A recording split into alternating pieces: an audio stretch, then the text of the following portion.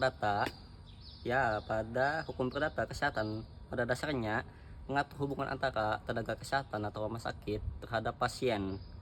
Hubungan ini lahir dari apa yang disebut dengan perjanjian terapeutik. Jadi, perjanjian terapeutik adalah kesepakatan antara dokter dan pasien mengenai pemberian layanan medis. Hubungan ini biasanya tercipta ketika pasien meminta layanan kesehatan dan dokter bersedia memberikan tindakan medis yang sesuai dengan standar profesi. Nah, di Indonesia sendiri dasar hukumnya sangat kuat, mulai dari KUH Perdata pasal 1320 tentang syarat sah perjanjian hingga yang terbaru yaitu Undang-Undang Nomor 17 Tahun 2023 tentang kesehatan. Penting untuk dipahami bahwa tanggung jawab perdata muncul jika terjadi dua hal. Kontestasi yaitu ketika janji layanan tidak dipenuhi atau perbuatan lawan hukum. Jika ada kelalaian yang merugikan pasien. Dan ingat, rumah sakit pun punya tanggung jawab atas tenaga medis yang bekerja di bawah naungannya. Lanjutkan penjelasan rekan saya. Sengketa biasanya terjadi akibat adanya perselisihan atau ketidaksepakatan antara para pihak. Dalam konteks ini, sengketa kesehatan bisa terjadi karena malpraktik, kesalahan diagnosis, atau kelalaian dari para pihak. Bagaimana sih cara penyelesaiannya? Di Indonesia kita ada dua jalur, yaitu jalur non-litigasi atau di luar pengadilan, bisa dari mediasi atau negosiasi. Metode ini memiliki kelebihan yaitu prosesnya yang singkat dan relatif lebih murah. Dan jalur kedua yaitu litigasi, yaitu dari lewat pengadilan.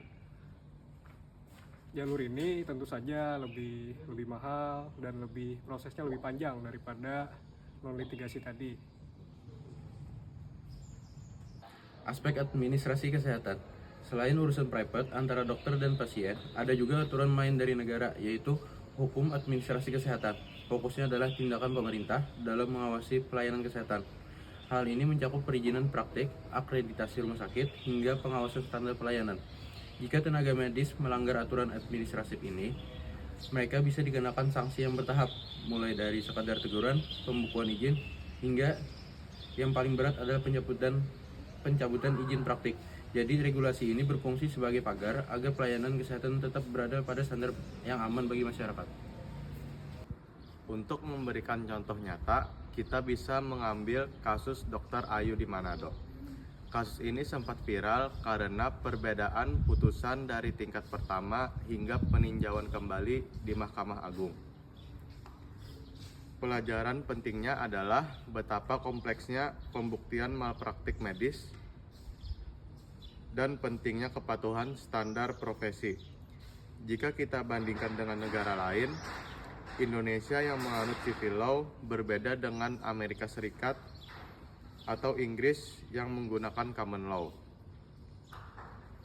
Di Amerika, sengketa medis masuk dalam tort law dengan nilai ganti rugi yang biasanya sangat besar.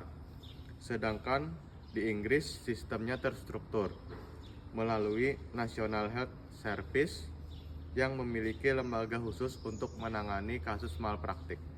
Sebagai kesimpulan, hukum kesehatan di Indonesia adalah sinergi antara aspek perdata yang melindungi hak pasien, aspek administrasi yang menjaga standar pelayanan, dan aspek pidana sebagai upaya terakhir. Memahami dinamika ini sangat penting bagi kita sebagai praktisi kesehatan dan masyarakat hukum. Sekian dari kami. Terima kasih.